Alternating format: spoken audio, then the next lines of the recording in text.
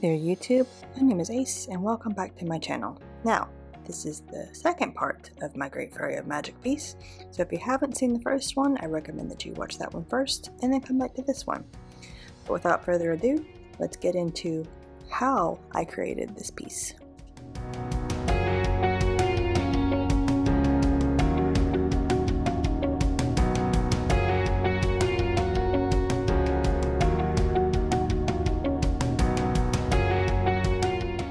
Now I'm just going to start by saying that my favorite medium for creating almost any art piece is going to be watercolors, which according to most of my artist and non-artist friends is apparently one of the hardest mediums they've ever worked with. Now I'm not saying that I'm a master of watercolor or it comes particularly easy to me. I mean, it does, but at the same time it also provides me a challenge and it allows me to just create the art that I have in my head the best on paper. Like I have this vision and watercolor allows me to create that vision, if you will.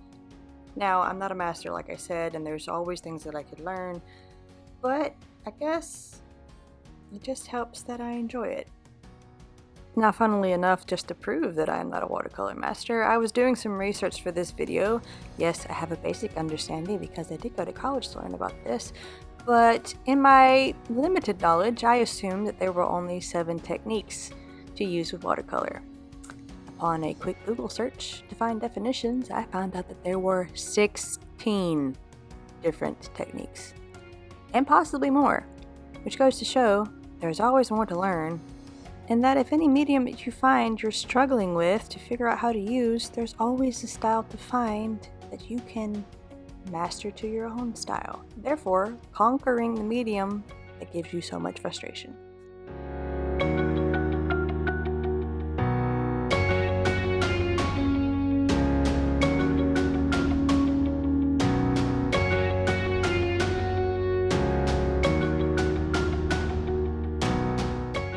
Now I used about 5 techniques, I believe, and I say maybe 5 because I'm pretty sure I just combined 2 techniques to fit my own style and what I wanted to do with this piece, which goes to show, hey, make things your own. I'm going to start with the first technique that you saw at the beginning of the video, which is when I was making the flowers on the Great Fairy's dress. That is called watercolor blooming.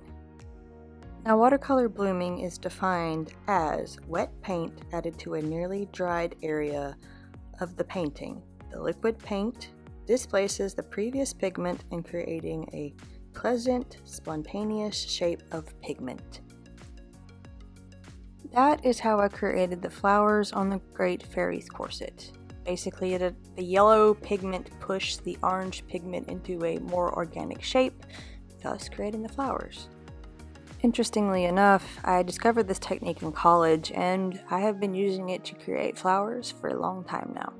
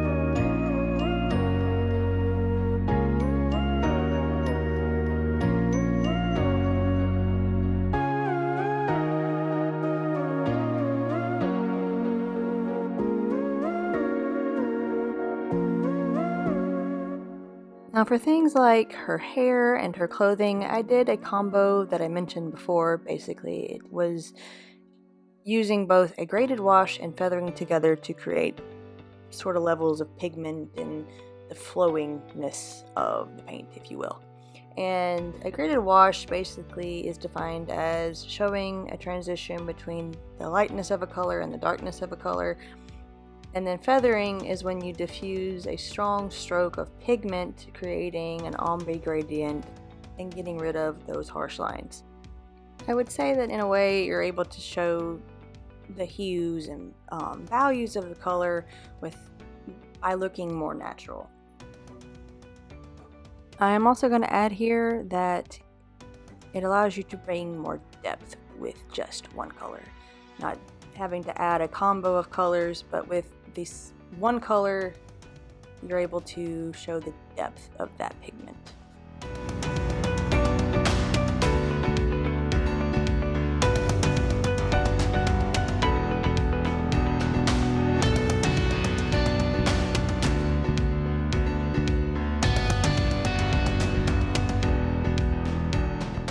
Thirdly, we come to my main technique, which I use the most often. And I would say that in college, I was scolded a lot for using this very simple technique because apparently someone of my, I guess, not so novice-y, I wouldn't say I'm a master, intermediate skill, probably shouldn't be using the basics anymore, but if it ain't broke, don't fix it. And that would be wet on dry, which literally means a wet brush full of paint onto dry paper. Now, with this technique being a very basic and beginning technique, it does have a really big setback. The setback being is that it just puts a whole lot of pigment in an area where you're painting. Like, I'm talking some harsh pigment. Now, in most pieces, if that's the statement that you want to go for, no issue. But in a piece like this, you have to combine it with the previous two techniques that I talked about.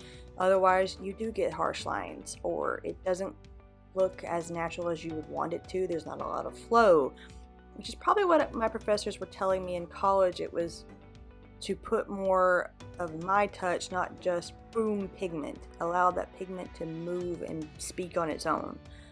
So that being said, yes, if it's not broke, don't fix it, but at the same time, don't be afraid to mix a technique with another one in order to get what you want the piece to say, in a sense.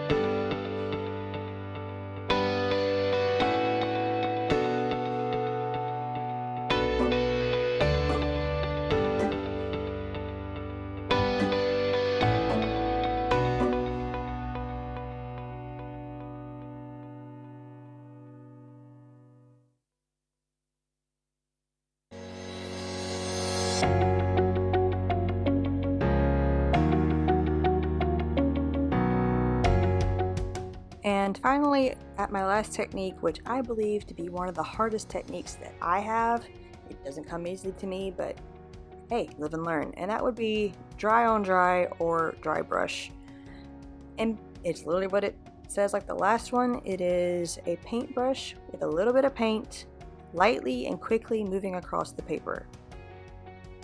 Now, I didn't use this technique as it is defined. I sort of used it in my own way, as you can see right now with the leaves. Basically, this technique is usually used to draw something more organic, like say a fur texture or grass texture, which yes, I have used it in that way before, but in this case, I wanted to add a little bit more depth in a way with the leaves. Now, why would I consider this dry on dry is simply because the watercolor that I was using had very little water in it, and of course the paper that I was painting on was dry.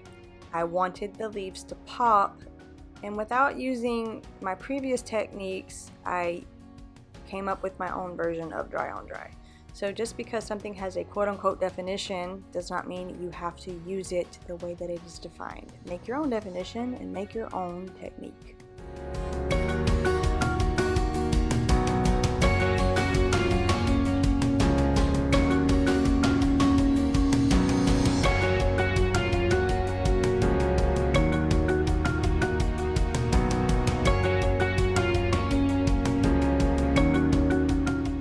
In addition to watercolor, I have discovered throughout my journey as a watercolor artist that using colored pencils is not only a good way to line your watercolor work, but also a very good way to add an additional depth and detail to your watercolor piece. Sadly, I haven't been using this technique long enough to know the ins and outs of doing this with your artwork. Of course, as I say this, I am starting to learn myself, so maybe as I learn my favorite ways to do it, I can share them with you in future pieces to come.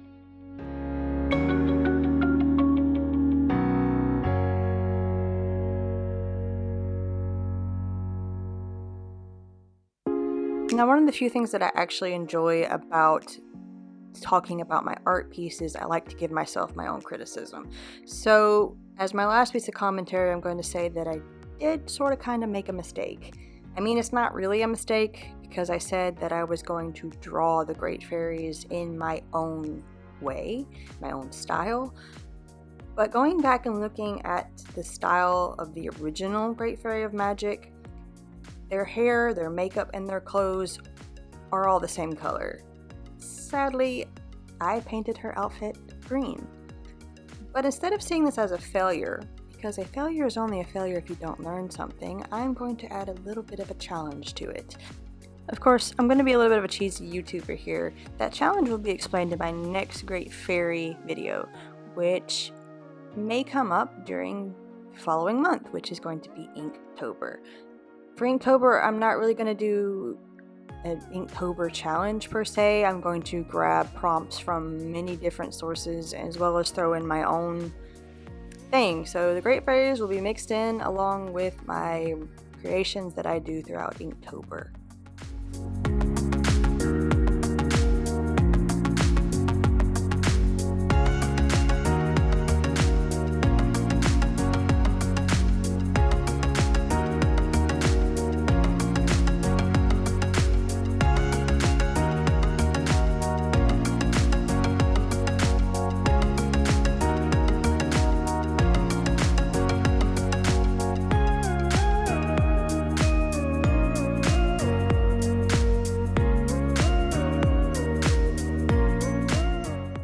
Now that is all I have for you guys today. I hope you enjoyed this type of video where I sit down and share my technique and how the process came to be for creating this piece of artwork.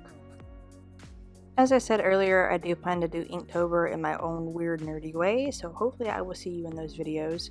As always, the products that I use are listed in the description below, so check them out if you're interested. And that's all. Thank you guys again for watching, and I hope to see you in the next video. Stay nerdy, my friends.